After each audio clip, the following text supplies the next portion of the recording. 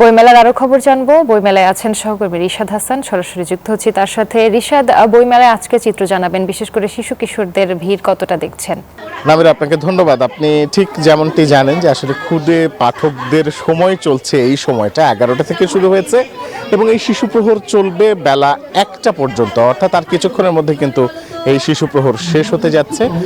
আমরা দেখতে পেয়েছি যে বইমেলায় আসলে শিশুদের ভিড় দেখতে পেয়েছি তুলনামূলক গতকালকে চেয়ে কিছুটা কম, কিন্তু তারপরেও বেশি। এবং আমরা বিশেষ করে শিশুতোষ বই যেগুলো আছে, যেগুলোর প্রতি আসলে শিশুদের আগ্রহ রয়েছে, আমরা সেই বইগুলো নিয়ে একটু জানতে চাইবো। প্রগতি পাবলিশার্সের প্রকাশক আছেন আমাদের সঙ্গে, একটু বলবেন যে আসলে কোন ধরনের বই শিশুরা পছন্দ করছে?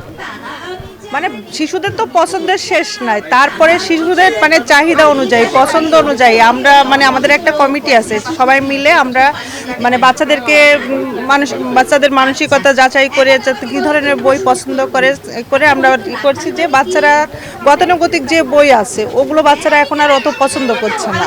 ওই জন্য ওদের জন্য আমরা পপ আপ বই নিয়ে এসেছি। পপ আপ বই মানে বাচ্চারা হলো বইটা খুললেই ছবিগুলো ভেসে উঠবে, যাতে পড়ার সাথে সাথে মানে গল্পের ক্যারেক্টারগুলো কল্পনা করতে পারে। যেমন হলো আমাদের এই যে বিস্ময়কর স্থাপত্য এই বইটা হলো যে খুললে যে এই যে কাবাই, এটার সম্বন্ধে বাচ্চারা জানতে পারবে এবং ছবিটাও দেখতে পারবে।